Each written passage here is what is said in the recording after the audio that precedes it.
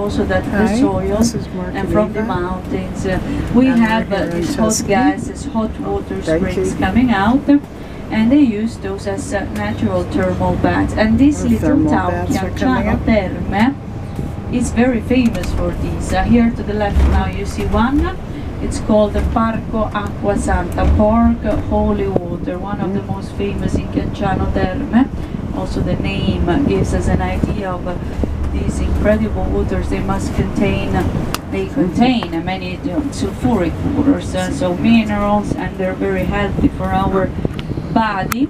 And also actually in this town we had during the 70s, 80s, because passing through it you can see also many hotels next to each other. Unfortunately today it looks almost like a ghost town sometimes. It's very quiet, it's not very busy.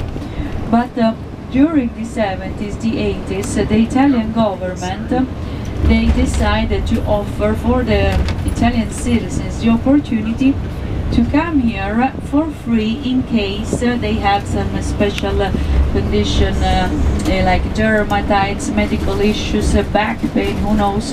You could go to your doctor and get prescribed for free a few days here in Chianciano Terme. So that means that they started to build all of these hotels all over the town, and it was very busy during those years. Then eventually our politicians, I don't know about yours, but ours can be very fun. They discovered after a few years that this is too expensive to pay for, because all the Italians suddenly they started to go to their doctors like pain somewhere. So it became a huge expense, and they stopped paying for it.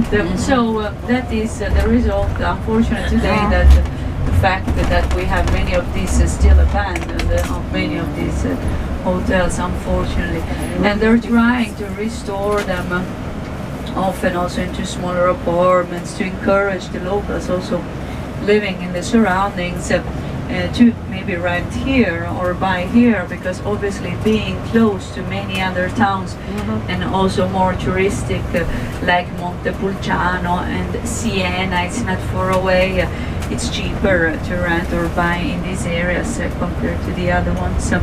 So now we are already in the so-called Chiana Valley, because I mentioned this morning we will visit the south and eastern part of Tuscany. The Chiana Valley, the name of this valley is coming from this ancient river, which was here already during the Roman Empire 2000 years ago.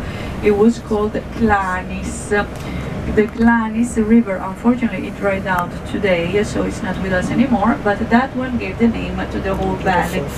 It was not alone. You have many also smaller and bigger ones, but you have also a big lake close by called Trasimeno Lake, and I am sure that the guides will mention, because often you can even see it when we arrive at the meeting point with the guides. And these areas in the past, it used to be a very swampy territory, a lot of marshland. Unfortunately, fortunately today we have the new technology, so drainage systems, but for the ancient civilization this was a very big issue, and also floodings constantly.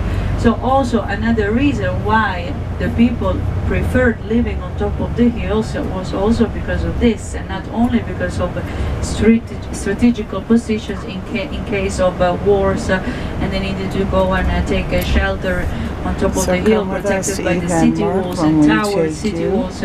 So due to several reasons, and over here